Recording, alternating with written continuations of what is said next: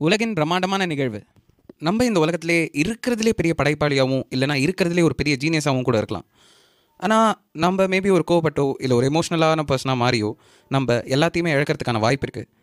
ஏன் நம்ம காசு கூட. அதே நேரத்தில் ஒரு அறிவும் இல்லாமல் எதுவுமே செய்யாமல் எதுவுமே தெரியாமல் ஜஸ்ட்டு அவனோட சாதா நடைமுறை மூலமாகவும் பழக்க வழக்கு மூலமாகவும் ஒரு ஆளால் பயங்கரமாக காசு சம்பாதிக்க முடியும். இது கேட்க பயங்கர கிறுக்குத்தனமாக இருந்தாலும் இது உண்மையாகவே சாத்தியம் அப்படின்றது தான் இந்த புக்கில் நம்மளோட ஆத்தர் சொல்ல வராரு.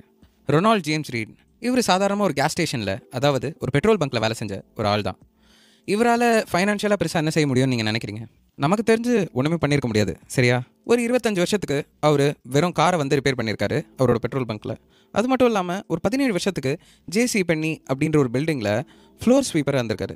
அவர் 2014 92 வயசில் இறந்து போகிறாரு. ஆனால் இறந்து போன அந்த நேரத்தில் அவரோட பேர் இந்த உலகம் முழுசாக இன்டர்நேஷ்னல் ஹெட்லைன்ஸில் வருது. 2 மில்லியனுக்கு மேலே அமெரிக்கன்ஸ் 2014 இறந்து போகிறாங்க.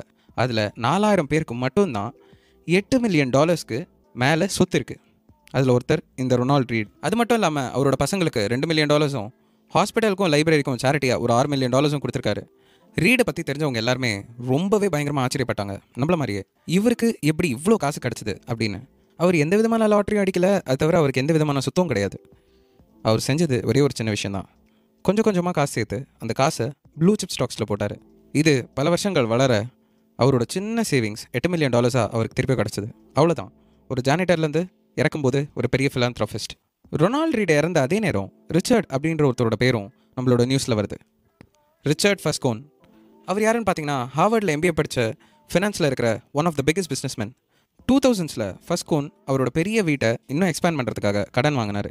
ஆனால் நீங்கள் அந்த வீட்டை பார்த்தீங்கன்னா அந்த வீட்டில் already 2 elevators, 2 swimming pool, 7 garage, அது மட்டும் இல்லாமல் 11 பாத்ரூம்னு $90,000 மெயின்டெனன்ஸ்க்கு தேவைப்படுற ஒரு வீடை வச்சுருந்தார்.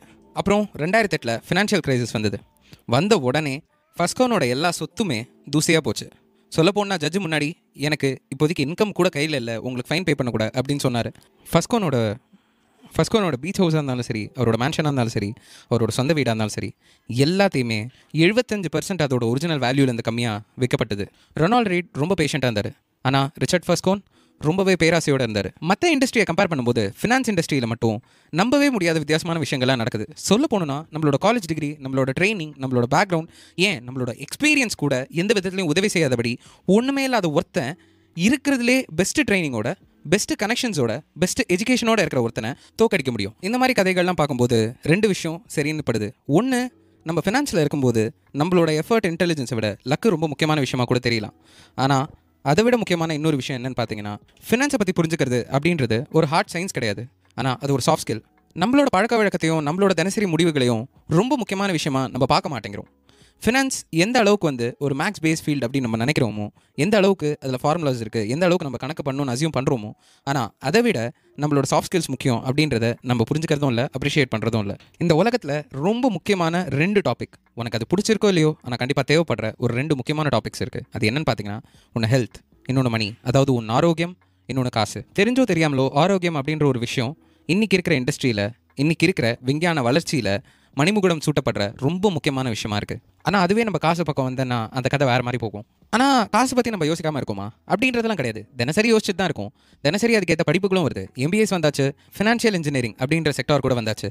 ஆனால் அதெல்லாம் எல்லாருமே பணக்காரங்கள் ஆகிட்டாங்களா, இல்லைனா நம்ம பெரிய இன்வெஸ்டர் ஆகிட்டோமா? இல்லை, அந்த பதில் நமக்கு நல்லாவே தெரியும். அதே மாதிரி இந்த உலகத்தில் இருக்கிற எல்லா காசும் நம்ம கிட்டே இருந்தால் நம்ம சந்தோஷமாக இருப்போமா, இல்லைனா எந்த காசுமே இல்லைனாலும் நம்ம சந்தோஷமாக இருப்போமா? இது எல்லாமே உண்மையா அப்படின்றத பற்றி நம்ம என்னைக்காவது நினச்சிருக்கோமா? இதை பற்றி நம்ம 1000 தடவை பேசினாலும், என்ன தான் நம்ம வாய்வாக்கில் சொன்னாலும் அதுக்கு தேவையான கம்பெல்லிங் எவிடன்ஸ் நம்ம கண் முன்னாடி இருக்கிறதே கிடையாது.